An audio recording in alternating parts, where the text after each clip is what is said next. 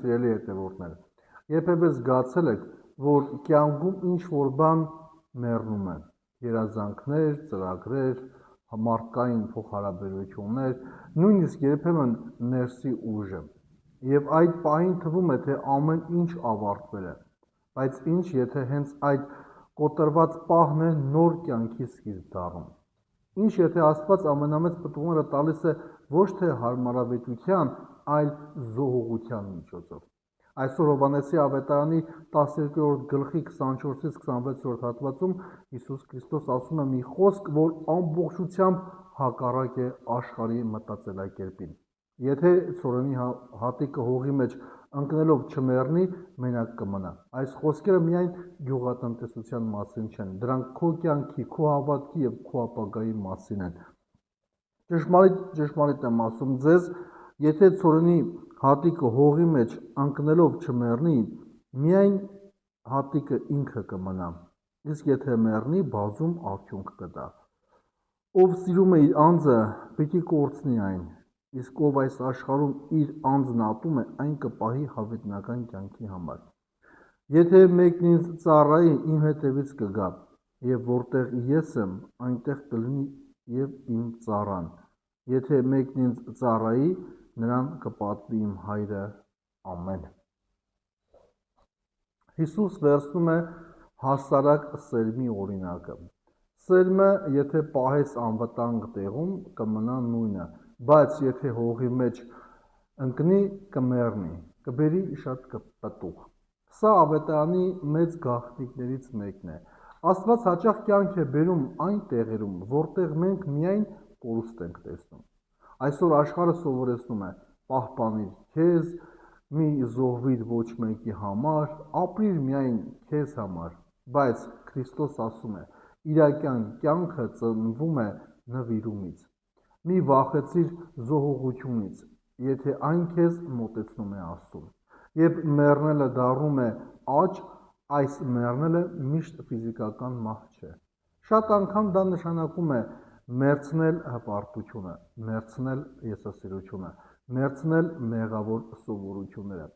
Որոշ մարդիկ ուզում են նոր կյանք, բայց չեն ուզում հրաժարվել հին մարդուց։ Մենք ապրում ենք եսակենտրոն մշակույթի մեջ։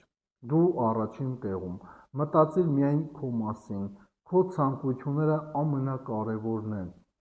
բայց այդ ճանապարհը հաճախ բերում է դատարկություն, միայնություն, ներքին սառնություն։ Քրիստոսի ճանապարհը ուրիշ է։ Աճը սկսվում է այն պահին, երբ ասում ես. Տեր, ոչ թե իմ կամքը, այլ քո կամքը թող լինի։ Սա շատ հետաքրքիր խոսք է։ Հիսուս ասում է, եթե մարդը կառչում է միայն իր կյանքից, վերջում այն կկորցնի։ Սա չի նշանակում ատել կյանքը, սա նշանակում է կյանքը չդարձնել կուռք։ Այսօր շատ մարդիկ ամբողջ կյանքը կառուցում են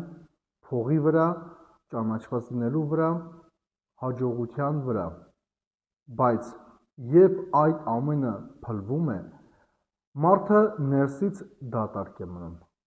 Մի կառուցիր կյանքդ միայն անցողիկ բաների վրա, կառուցիր այն հավիտենականի վրա։ Հիսուս չի ասում միայն հավատացեք ինձ, նա ասում է հետևեք ինձ։ Քրիստոնեությունը միայն գաղափար չէ, այն ճանապարհ է։ Այսօր շատ մարդիկ ուզում են օգնող Հիսուս, մոտիվացնող Հիսուս, հարմարավետ հավատք, բայց չեն ուզում իրական աշակերտություն։ Հետևել Քրիստոսին նշանակում է երբեմն հրաժարվել հեշտ ճանապարհից, երբեմն ներել, երբ դժվար է, երբեմն մնալ ճշմարտության մեջ, երբ բոլորը հեռանում են։ Մի սահմանափակիր հավատքը միայն զգացմունքով, ապրիր այն գործերով։ Սա մեծ խոստում է, Քրիստոսի հետ քայլող մարդը երբեք միայնակ չէ։ Սիրելի հավատավոր հետևորդներ, եթե հիմա անցնում ես ցավի միջով, պայքարի միջով, անհասկացվածության միջով, հիշիր, եթե դու Քրիստոսի հետ ես, նա էլ քեզ հետ է։ Մի գնահատիր Աստծո ներկայությունը միայն զգացմունքներով, նա քեզ հետ է նույնիսկ լռության մեջ։ Հիսուս ասում է, ով ծառայում է ինձ, հայրը կպատվի նրան։ Աշխարհը հաճախ չի գնահատում հավատարմությունը, բայց Աստված տեսնում է ամեն զոհողություն։ Քո աղոթքը, քո ծառայությունը, քո լուռ պայքարը, քո հավատարմությունը։ Մի հուսահատվիր, եթե մարդիկ չեն նկատում քո բարիքը, Աստված տեսնում է։ Այս հատվածը մեզ սովորեցնում է, իրական պտուղը ծնվում է զոհողությունից։ Հոգևոր աճը պահանջում է հին մարդու մահ։ Անցողիկ բաները չեն կարող լցնել հոգին։ Քրիստոնեությունը հետևելու ճանապարհ է։ Քրիստոսի հետ քայլող մարդը միայնակ չէ։ Աստված գնահատում է հավատարմությունը։ Սիրելի հավատավոր հետևորդներ, աշխարհը քեզ ասում է, պահպանիր քեզ,